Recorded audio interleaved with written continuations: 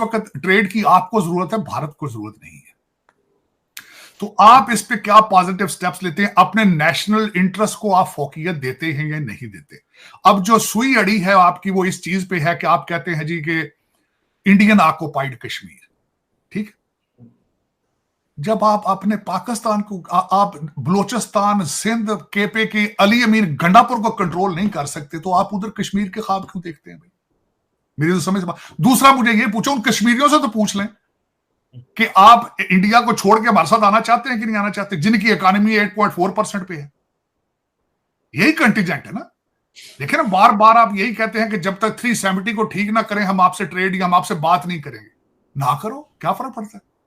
लेकिन चीमा साहब, जब आपके पास खाने को रोटी ना हो, जब आजाद कश्मीर के अंदर लोग बिजली के बिलों से बेजार होकर बाहर निकल चुके हो, लेकिन इस वक्त चीमा साहब आपके बिजली के बिल के हालात ये हैं, आप बिजली पे कर रहे हैं, जो चोर बिजली चोरी कर रहे हैं उनकी कीमत भी आप दे रहे हैं, और आपकी स्टेट बिजली चोरी को बंद नहीं कर सकती। आपके अली गंडापुर साहब जो कि चीफ मिनिस्टर हैं, उन्होंने आल ऐलान अपने सूबे को कहा कि आप बिजली चोरी किया करें, बिल ना दिया करें। मैं अगर गलत कहूं तो आप इसको गूगल कर देख लें। तो इन सर्कमस्टांसेस में चीमा साहब आपकी तरफ से ये बात करना 370 कश्मीर बनेगा पाकिस्तान, तो पाकिस्तान जाएगा चांद पर, तो पता नहीं किधर जाए, ये पता नहीं फिर किस किस्म की स्टोरियां, ये क्या है लालाबाई आपने शुरू कर रखा है। रियलिस्टिक बातें आप ना करने की आदत है आपको, ना सोच रखते हैं आप रियलिस्टिक कि हम कोशिश करें कि हम खुद कफील हों किसी चीज के अंदर, किसी चीज के अंदर खुद कफील हो। जजों के हालात आपको पता है। आज एक और है आज एक और किसी की स्टेटमेंट थी कि अरकाने पार्लियामेंट जो है उनकी दोहरी शरीयत नहीं होनी चाहिए। जजेस पे ये इसका इन्फाज क्यों नहीं नाफिज किया जाता? देखिए, बाकी बात ठीक, एमएनए होने के लिए डुअल नेशनैलिटी नहीं है, सेनेटर बनने के लिए डुअल नेशनैलिटी नहीं हो सकती। जज क्यों डुअल नेशनैलिटी लेके फिर रहा है जी? ये दूसरे अफसरान आपके सारे, आज मैं बल्कि इसी हवाले से जब मैं पढ़ रहा, मैंने एक आर्टिकल पढ़ा चीमा साहब, इस वक्त सारे बच्चों को बाहर पढ़ाना, बच्चों को बाहर सिटीजनशिप्स लेके देने की ट्रेंड किस तबके में ज्यादा है? सबसे ज्यादा सरकारी अफसरों में। पाकिस्तान के जो सरकारी अफसर हैं उनको सबको क्रेज की हद तक शौक है कि बच्चे डुअल सिटीजन हो और फॉरेन अकाउंट हो हमारे, क्रेज की हद तक। ये दुबई के हवाले से पढ़ रहा था मैं कि सबसे ज्यादा क्रेज और सक्सेसफुल कौन है। दूसरे बेचारे मंडी बहुद्दीन के बच्चे तो पैदल चल के ग्रीस पहुंचते हैं ना, ये अफसरों के बच्चे वीजे लेकर आते हैं, क्योंकि इन्फ्लुएंस होता है, पैसा होता है, अन्ना पैसा अन्ना। तो फिर उसमें आके चीमा साहब ये देखा जाए तो आपका सिस्टम जो है सारे का सारा इज राटन, और जितना खराब हो चुका है अब ये सिस्टम में ठीक करने की गुंजाइश मौजूद नहीं है। ये जब तक पसलियां तोड़कर आपके हार्ट की आर्टरी ना खोली जाए, ये खुलने की गुंजाइश नहीं है। अब वो पसलियां कौन तोड़ के जोड़ेगा? मेरी समझ से बाहर है। इतना ताकतवर कार्डियोलॉजिस्ट कौन हो सकता है? कौन हो सकता है? मैं आपकी अदलिया पे मुझे काजी फायज ईसा के ऊपर उम्मीदें थी, लेकिन वो उम्मीदें कम होती जा रही। उनके तो अंदर अपना हाउस ही इन ऑर्डर नहीं है, उनके तो जजेस ही चट्ठे हैं सारे। तो चट्ठियां तो कम वाद है, फौज चंदे चट्ठे, जज्जा चंदे चट्ठे। तो चीमा साहब ये पता नहीं फिर क्या बात है। या तो फिर ये जो दूसरे लोग हैं ये चाबियां चट्ठों को दे के तो खुद साइड पर हट जाएं, तो मैं गारंटी कर देता हूं चट्ठे 6 महीने नहीं निकाल सकेंगे, क्योंकि इनके पास क्या था? असद उमर था सबसे बड़ा इकोनॉमिस्ट, असद उमर था। दूसरा सबसे बड़ा एडमिनिस्ट्रेटर उस्मान बुजदार था। तीसरा मुराद सईद था। दूसरा एक वो बंदा सिर्फ उसकी आवाज भारी थी, मेरा कप्तान मेरा इमरान, मुल्क की शान पाकिस्तान। उसकी सिर्फ आवाज की वजह से सेनेटर बन गए। कोई एबिलिटी, कोई कैपेसिटी नहीं। तो दें चाबियां इनको, पकड़ाएं। जुल्फी बुखारी साहब आ जाएंगे, दें इनको सब कुछ चाबियां।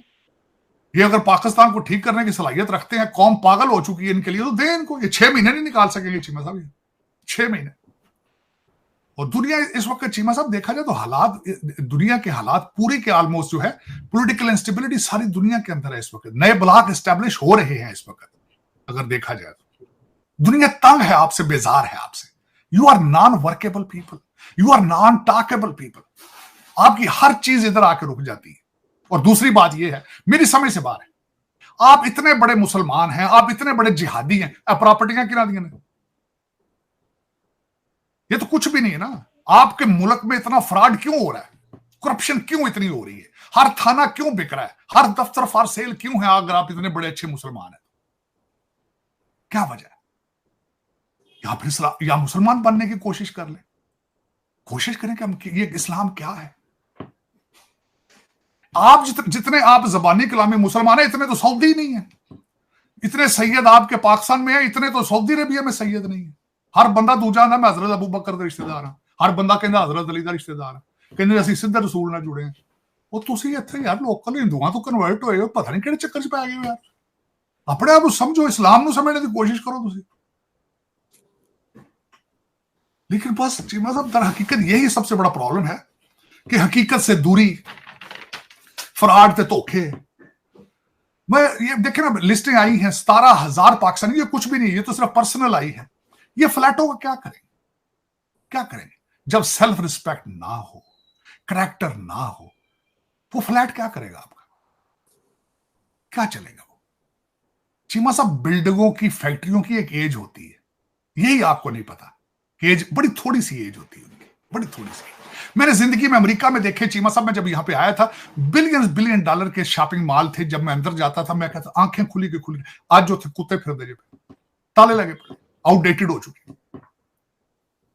पता नहीं ਤੁਹਾਡੇ ज़हन च की एक कीड़ा पै गया सारे 1947 से लेके आज तक, वो कीड़ा ही नहीं निकल रहा। वो पैसा पैसा, मारा मारी, और फिर जब पूछे नौज बिल्ला अल्हम्दुलिल्लाह नौज बिल्ला, उमरिया दे जोर। बस चीमा साहब, मेरी तो समझ तो बाहर के it's very scary situation matter of fact, nobody is thinking about, very scary situation. देखिए, कर्जों की किस्तें देने के लिए, कर्जे लेने के लिए, फिर आप कहते हैं हम बैंकरप्ट नहीं है। बैंकरप्सी की डेफिनेशन ये होती है कि आप कर्जा वापस ना देने की सलाहियत जब ना रखते हो तो कहा जाता है कि बैंक दिवालिया हो गया।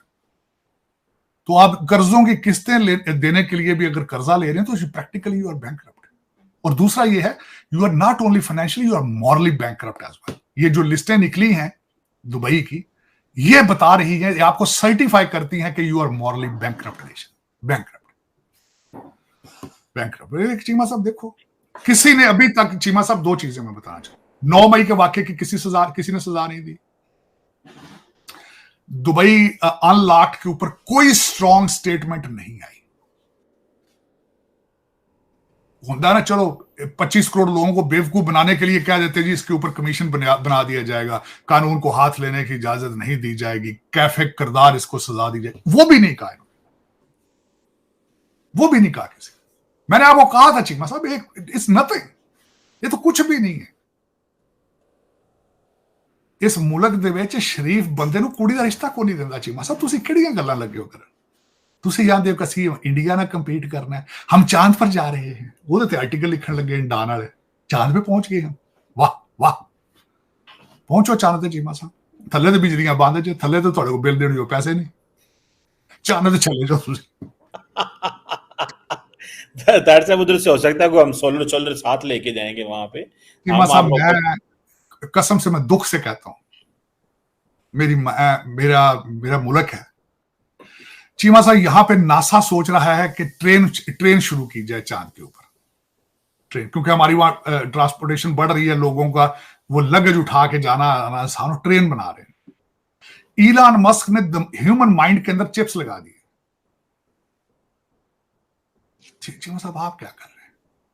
उर्दू, मुझे खुदा कसम, कल एक मैं कसम भी नहीं उठानी चाहिए, कल आपके एक बैचलर लड़के ने मुझे व्हाट्सएप मैसेज किया है, वो उसका किसी फिक्रे के ना स्पेलिंग थी ना ग्रामर थी, और बैचलर थे, और मुझे कह रहा था जी मैं आगे पढ़ने के लिए अमेरिका जाना चाहता हूं, मैं इंग्लैंड जाना चाहता हूं।